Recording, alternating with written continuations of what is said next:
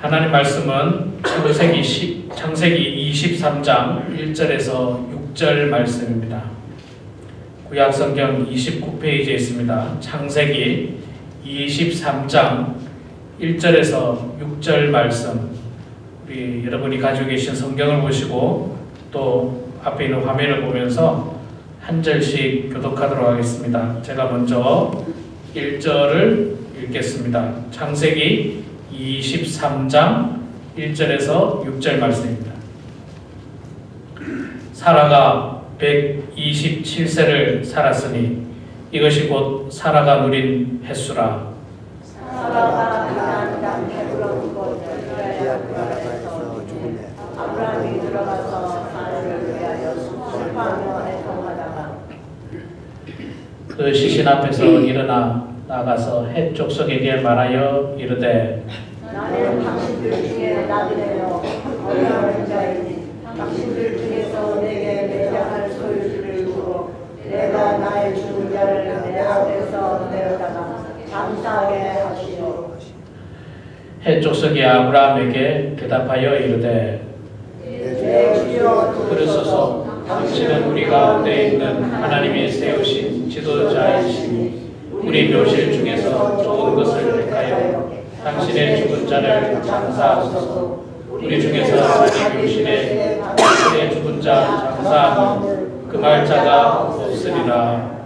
아멘. 네, 여러분 반갑습니다. 이렇게 예배 나오신 분들 그래도 비교적 건강하셔서 이렇게 나오신 것 같아서 참 기쁘고 감사합니다. 날씨가 추워서 그런지 왜 그렇게 감기 걸리신 분들이 많은지요. 또 감기 걸리신 분들은 얼마나 마음이 아프고 안타깝겠습니까? 얼마나 속상하겠습니까? 위해서 여러분 많이 기도해 주시면 감사하겠습니다. 목회자에게는 늘 설교에 대한 거룩한 부담이 있습니다. 어떤 말씀을 전해야 하는가? 2020년도를 맞이하면서 우리 사랑하는 성도님들에게 어떤 말씀을 전해야 하고 어떤 말씀으로 시작을 해야 할까 고민을 하고 기도를 하다가 결국은 믿음에 대한 말씀을 해야 되겠다. 믿음의 조상들이 어떻게 살았는지를 찾아봐야 되겠다. 사실 작년 1월 첫째 주부터 3월 첫째 주까지 10주 동안 어떤 말씀을 전했는지 여러분 잘 모르시죠? 누구에 대한 이야기를 했는지. 작년에도 믿음에 대한 이야기를 했어요. 1월 첫째 주부터 10주간 믿음에 대한 말씀을 했는데 아브라함에 대한 이야기를 했습니다. 믿음의 조상 아브라함에 대한 이야기를 작년 연초에 제가 했었고 올해도 연초에 믿음의 조상들의 모습을 좀 더 보자. 아브라함뿐만 아니라 그 아들 이삭과 그 아들 야곱에 이르기까지 믿음의 조상들이 어떻게 신앙생활을 했는지, 그들은 이 세상에 살면서 어떻게 하나님 바라보고 하나님 의지하고, 그들은 살면서 어려운 일은 없었는지, 신앙적으로 힘든 일은 없었는지를 살펴보면서 우리가 좀 은혜를 나누자 하는 생각으로 오늘 창세기 23장의 말씀을 폈습니다. 작년에 22장의 말씀을 마무리를 했거든요. 22장의 말씀이 아브라함이 이삭을 바치는 사건입니다.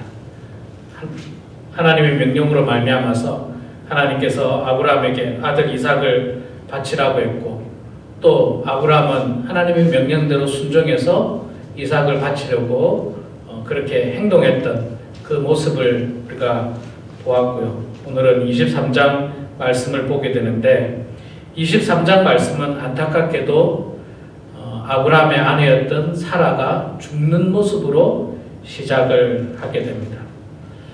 여초부터 이게 사람 죽는 이야기를 하는 게 어떨까 이 생각까지 들더라고요. 설교하면서 이 말씀을 전하는 게 옳을까.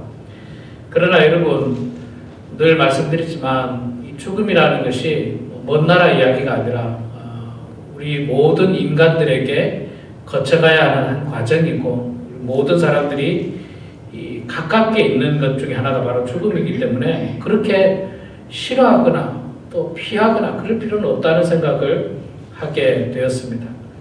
그래서 이 사라의 죽음을 통해서 아브라함이, 믿음의 조상이었던 아브라함이 어떻게 이 죽음을 받아들이고 있고 또 어떻게 사랑하는 아내를 보내고 있는지를 말씀을 통해서 은혜를 나누고자 합니다.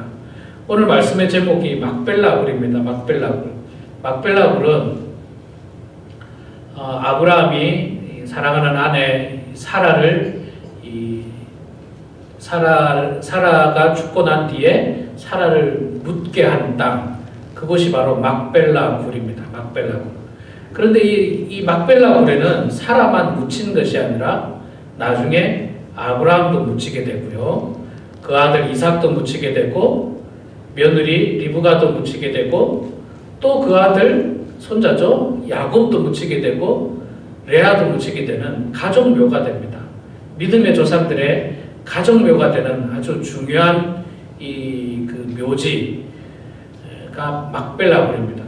제가 그 성지순례를 가니까 유대인들도 매장을 하기는 합니다. 그러니까 우리 한국처럼 땅에다가 묻는 매장을 하기도 하는데, 조금 부유한 사람들은 땅에다가 묻는 매장을 하지 않고 동굴에다가 시신을 넣는 그런 매장, 그래서 굴에다가 이렇게 넣는 경우들이 간혹 있습니다. 근데 이거는 경제적으로 여유가 있는 사람들이 그렇습니다. 왜냐하면 굴이 뭐 많기는 많더라고요. 제가 가서 보니까 지금도 막 곳곳에 동굴들이에요. 곳곳에 동굴들이 희한하게. 근데 그 동굴들에 다 시신을 넣을 수는 없으니까 가난한 사람들은 땅을 파서 매장을 하게 되고, 좀 부유한 사람들이 이제 굴에다가 이렇게 시신을 넣게 되는데, 그곳이 바로 막벨라굴입니다.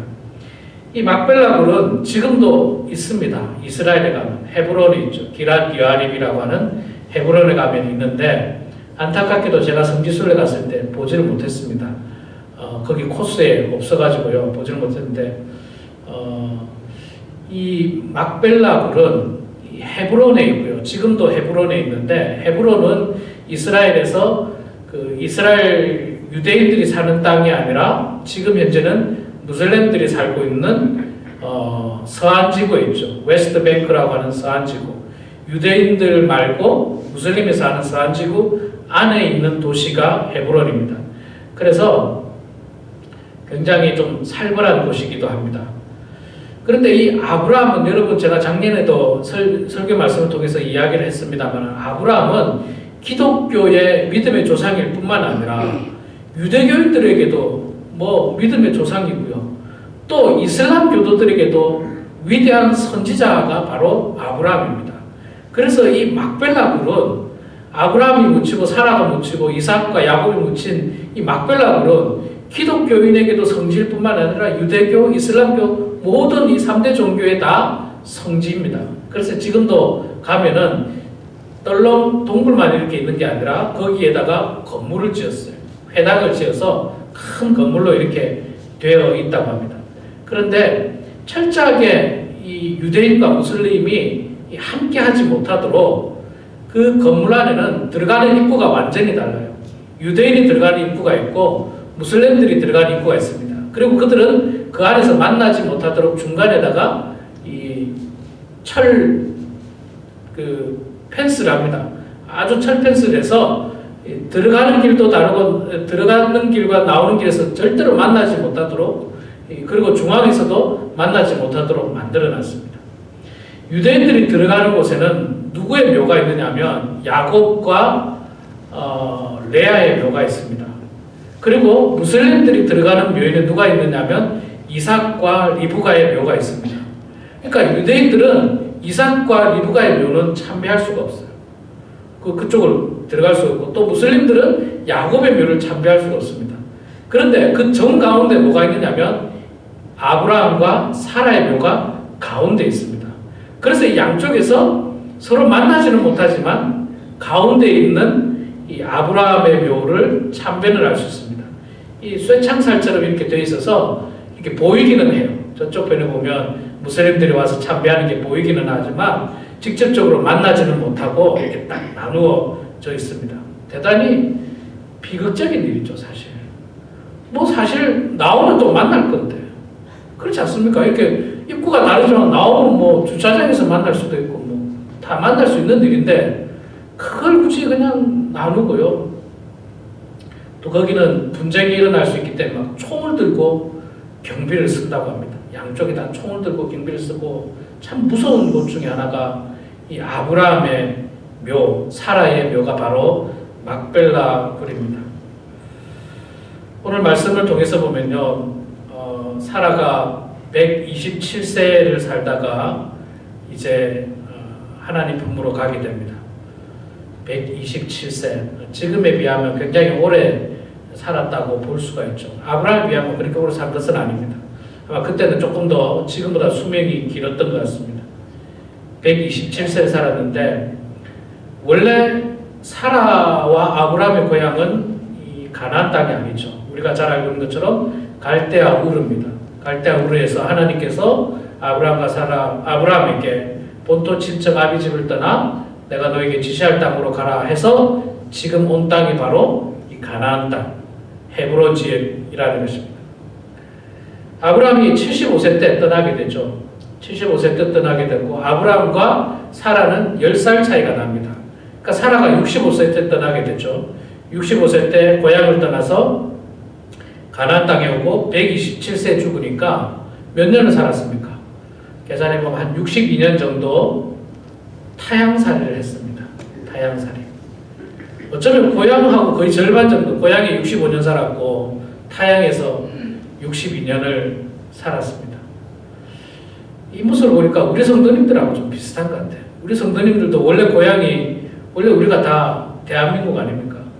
제가 볼 때 여기서 미국에 태어난 사람은 없는 것 같아요. 다들 한국에서 태어났는데 한국에서 태어났지만 다 미국으로 이렇게 이주해 오셨습니다. 그리고 미국으로 이주해 오셔가지고 사라처럼 거의 절반 정도 산 사람도 있지만 우리 성도님들 보면 대부분 이제 미국에서 산 날이 훨씬 더 많은 분들이 더 많이 계신 것 같아요. 아브라함이 그렇죠. 아브라함이 170세 정도까지 살게 되니까 아브라함은 고향 땅보다는 이 가나안 땅에서 훨씬 더 오래 살다가 하나님 품으로 가게 되는 것입니다. 자, 그리고 아브라함과 이 사라가 결혼 생활을 몇 년 정도 했을 것 같습니까? 몇 살에 결혼했는지 성경에 나오질 않아요, 사실. 그런데 여러분, 그냥 일반적으로 우리가 지금의 어떤 관념으로 생각하면 한 20대나 30대쯤에 결혼을 했겠죠. 27살에 결혼했다고 생각하면 몇 년 살았습니까? 100년을 같이 살았어요. 100년을. 사라가 27살에 결혼했다면 100년을 같이 살았는데 100년을 함께 살았던 사랑하는 아내 사라가 이제 그 횟수를 다하고 죽게 되었습니다. 아브라함이 슬플까요? 슬프지 않을까요? 100년을 함께 살았는데 어떤 분은 슬프다 하시는 분도 있고 어떤 분은 아이고 100년이나 살았는데 뭐가 슬픕니까? 그러나 오늘 성경 말씀을 통해서 보면요, 아브라함은 매우 슬퍼했다고 이야기합니다. 매우 슬퍼했다. 그리고 애통해했다. 슬퍼하고 애통해했다. 저는 장례식 때마다 가끔 그런 이야기 하는데요. 어떤 분들이 옛날에 제가 어린 시절에 그러더라고요. 기독교인들은 장례식에 가서 울면 안 된다는 거예요. 아니, 천국 가는데 왜 우느냐고. 저는 그 말에 대해서 전혀 동의를 하지 않습니다. 천국 가는 건 천국 가는 거고 함께 살아온 정이 있는데 왜 안 슬픕니까? 당연히 슬픈 일이죠. 50년, 60년을 함께 살았는데 왜 안 슬픕니까? 사랑하는 자녀, 사랑하는 배우자, 사랑하는 부모님과 육신의 이별을 하게 되는데 안 슬픈 거는 말이 안 되는 거예요. 말이 안 됩니다. 슬픈 게 정상입니다. 그리고 슬픔이라는 감정은 하나님께서 우리에게 주신 지극히 자연스러운 감정이에요. 100년을 함께 살아도 아브라함은 사라를 보내면서 슬퍼했습니다. 애통했어요. 아브라함만 슬픔의 감정이 있는 게 아니라 예수님도 슬픔의 감정을 가지고 계셨죠. 요한복음 11장 35절에 보면 나사로가 죽은 사건이 나오거든요. 그때 예수님께서 눈물을 흘리셨다, 그런 표현이 있습니다. 사랑하는 나사로가 죽게 되었을 때 예수님께서 눈물을 흘리셨다. 예수님도 슬픈 건 슬픈 겁니다. 물론 나중에 나사로가 다시 살아나죠. 예수님 다시 살립니다. 그래도 세상 떠났다고 하니까 슬픈 거예요. 그래서 아브라함도 사랑하는 아내를 떠나보내면서 슬퍼하고 애통해했다라고 말씀합니다. 그래서 여러분 장례식에 좀 울어도 괜찮습니다. 그냥 억지로 울음을 참으려고 하면요, 그것도 병됩니다. 울고 싶을 때 좀 울어야 되고 슬플 때는 슬퍼할 수도 있어야 됩니다. 그리고 또 마음 한편으로는 천국 간 거에 대해서 감사하고 기뻐하고 즐거워할 필요도 있는 겁니다. 그런 것들이 공존해야지. 굳이 뭐 슬픔의 감정을 심하게 억눌러서 눈물을 흘리면 안 된다, 그렇게 할 필요는 없는 것 같습니다. 자, 그런데 아브라함도 2절에 보니까 사라가 가나안 땅 헤브론 곧 기란 아르바에서 죽음에 아브라함이 들어가서 사라를 위하여 슬퍼하며 애통하다가 계속 슬퍼하고 계속 애통하고 계속 그냥 다운되고 그렇지는 않았어요. 그러다가 이제 뭐 했습니까? 사랑하는 아내를 매장하기 위해서 이 매장지를 구입하는 장면이 23장에 보면 나옵니다. 그렇죠. 이별은 또 이별이고 장례식은 또 장례식대로 잘 해야죠. 장례식은 장례식대로. 장례식을 해야 되는데 아브라함은 계속 울고만 있고 애통해하고 뭐 아무도 손 못 대게 하고 그냥 그렇게만 있으면 그것 또한 뭐 그렇게 좋은 모습은 아닌 것 같습니다. 슬픈 감정을 가지고 애통하는 감정을 가지고 있다가 이제 사랑하는 아내를 떠나보내야 하는 그 마음으로 매장지를 구입하게 됩니다. 그런데 여러분, 사실 이 이스라엘 문화와 우리 한국 문화가 좀 비슷한 점들이 많은데요. 어떤 문화가 있느냐면 그런 게 있어요. 객지에 살다가도 죽을 때 되면 고향에 가서 죽고 싶고 고향에 묻히고 싶은 그런 어떤 감정 내지는 문화가 좀 있습니다. 지금 우리 성도님들하고 미국 왔으니까 한국까지 돌아간다는 게 굉장히 어렵지만 과거에 우리보다 조금 또 한국에 있는 분들은 그래요. 고향 땅을 그리워하고 객지에 살다가도 언젠가는 내가 고향으로 돌아가서 내가 그 땅에서 묻히리라, 뭐 이런 어떤 생각들을 많이 가지고 있는데 사실 이스라엘 민족도 크게 다르지 않습니다. 그런 것들이 좀 비슷해요. 근데 안타깝게도 이 아브라함과 사라는 우리 성도님들처럼 너무 멀리 왔어요. 지금 너무 멀리 왔습니다. 갈대아 우르에서 이 가나안까지, 갈대아 우르는 지금의 이라크 지역이거든요. 이라크 지역, 요르단을 건너서 이라크 지역, 아주 먼 거리입니다. 아주 먼 거리. 돌아가기에는 너무 먼 거리예요. 돌아가기에는 너무 먼 거리. 우리 성도님들도 한국으로 돌아가기가 쉽지 않지 않습니까? 쉽지 않아요. 간혹 그런 분들도 계시긴 합니다만은 쉽지는 않습니다. 저희 친할머니께서 미국에 한 30년 사신 것 같아요. 30년 사셨는데 마지막에는 한국에서 죽고 싶다는 거예요. 마지막에는. 그래서 실제로 한국 가셨고 한국에서 돌아가셨습니다.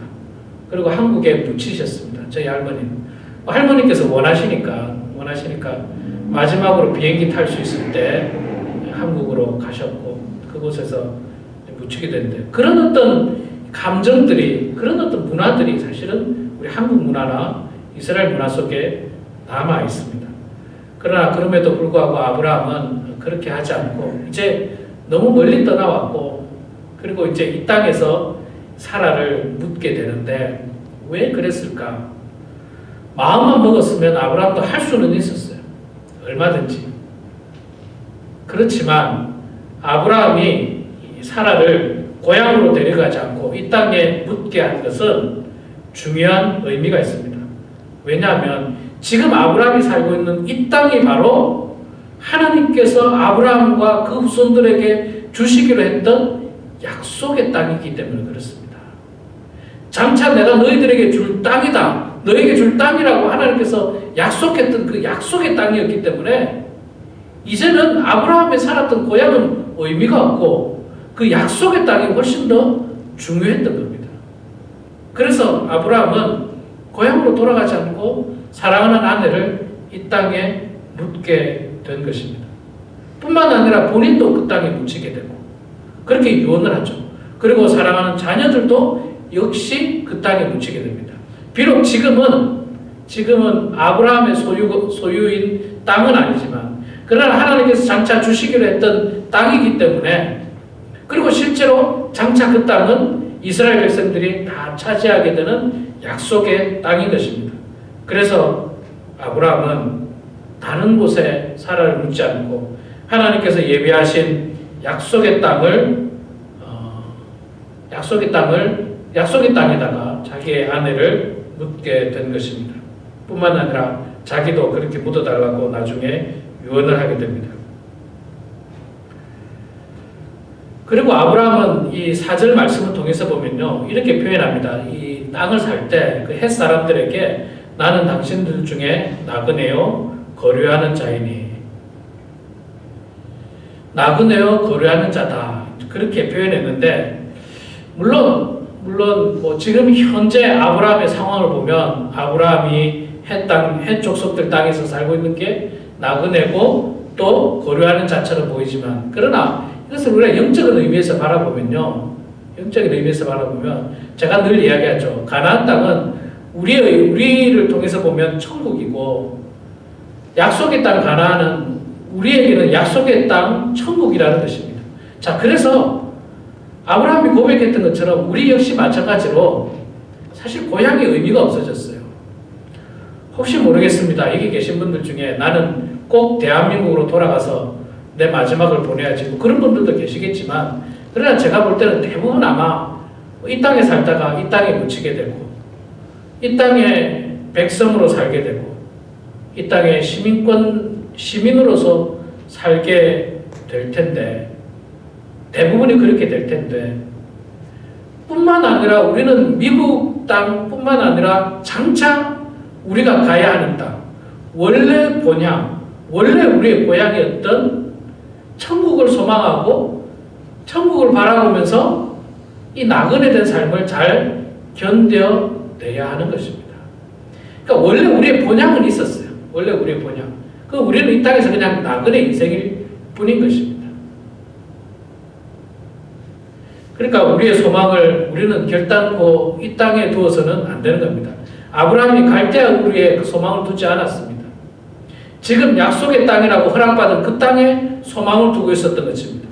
마찬가지로 우리도 천국을 소망하고 천국을 바라보면서 하루하루 살아가야 하는 것입니다. 이제 우리는 천국 시민으로서 살아야 됩니다. 천국 백성으로 살아야 되는 겁니다. 대한민국 사람으로서, 무슨 어떤 지역의 사람으로서 그런 어떤 것은 사실 하나도 의미가 없습니다. 점점 더 옅어집니다. 옛날에 우리 어르신들은 고향이 어디냐, 어디 출신이냐 참 중요했습니다. 우리 한국에서는 정말 중요했어요. 그것 때문에 그게 너무 그냥 두각이 돼서 한국 사회는 지역 감정들이 생기고 그랬는데, 이제는요 점점 더 어디 출신이 이런 것들이 전혀 중요하지 않습니다. 또 한국을 떠나서 미국에 살고 있는 우리가 그게 뭐가 중요합니까? 또 장차 우리의 천국을 향해서 가는 우리가 캘리포니아에 살든 뉴욕에 살든 그것이 뭐가 중요하겠습니까? 중요한 것은 우리 마음속에 우리의 본향을 꿈꾸고 소망하면서 장차 내가 가야 할 길, 그 길을 향해서 나아가면 되는 것입니다. 늘 죽음을 생각하면 부담스럽고 슬프고 안타깝지만, 그러나 저는 여러분 죽음을 그런 어떤 끝이라고 절대로 생각하지 않습니다. 사실 이 기독교인과 기독교인 아닌 사람들, 믿는 사람과 믿지 않는 사람들의 이 죽음에 대한 어떤 개념이 완전히 틀리죠. 믿지 않는 사람들은 죽음으로 모든 것이 끝이라고 이야기합니다. 그러나 우리 기독교인들은 죽음으로 끝이 아닙니다. 죽음은 마치 졸업식하고 비슷한 것 같습니다. 졸업식. 중학교를 졸업하면 고등학교를 가고요. 고등학교 졸업하면 대학을 지나가고 있는 것처럼 졸업식하고 같아요. 비록 초등학교를 끝내고 졸업식을 하면 초등학교는 끝은 납니다. 그리고 사랑하는 친구들과 헤어지는 건 맞아요. 그렇지만 그 졸업으로 끝은 아니었죠. 중학교에 지나가게 되고 또 다른 학교에 지나가는 것처럼 우리도 마찬가지로 이 땅에서 이 땅의 졸업식이 바로 죽음입니다. 이 땅의 졸업식. 그래서 이 졸업식은 슬픕니다. 슬퍼요. 사랑하는 가족과 헤어지고 친구들과 헤어지고 가까이 있었던 사람들과 헤어지기 때문에 슬픈 건 사실이지만 그렇다고 해서 끝은 결코 아니라는 거죠. 새로운 곳이 있다는 겁니다. 그것이 바로 우리의 본향이고 우리가 가야 할 길이고 하나님께서 예비하신 천국이라는 것입니다. 그래서 우리는 올 한 해도 그리고 오늘도 겸손한 마음으로 천국을 바라보면서 묵묵히 걸어가야 됩니다. 그렇지 않고 나는 죽음을 향해서 간다라고 생각하면 너무나도 슬픈 인생이 될 것입니다. 너무나도 우울한 인생이 될 것입니다. 죽음이 끝이고 나는 죽는 것으로 모든 것이 다 끝난다라고 생각하면 우리 인생이 너무 슬픕니다. 너무 우울해집니다. 너무 허무해지는 겁니다. 그러나 결코 죽음으로 끝나는 것이 아니라 하나님께서 예비하신 그 땅, 굉장히 기대가 됩니다. 어떻게 예비되어 있을까? 어떤 곳일까? 아무도 경험해보지 못하고 또 아무도 상상하기도 어려운 그 하나님께서 예비하신 곳, 그곳에 갈 수 있도록 우리는 이 나그네된 인생을 잘 살아가야 하는 것입니다. 그 땅에 들어갈 수 있는 자격을 이 땅에서 우리는 취득해야만 하는 것입니다. 그게 바로 구원이고 그게 바로 천국 백성, 천국 시민이 되는 것입니다. 우리 사랑하는 성도 여러분, 세상의 모든 사람들이 대부분 비슷한 길을 왔다가 비슷한 길로 갑니다. 아주 특별하게 온 사람도 없고 또 마지막에 갈 때 아주 특별하게 다른 길로 가는 사람도 사실 없습니다. 분명한 사실은 우리가 가야 할 길이고 또 그것이 마지막이 아니라 새로운 길을 향해 통과하는 길이라는 사실을 기억하시면서 염려하지 마시고 두려워하지 마시고 불안해하지 마시고 기쁨 가운데서 소망을 가지고 기대를 가지고 오늘 하루도 천국을 바라보며 살아가는 우리 모두가 되기를 주의 이름으로 축원합니다. 기도하겠습니다.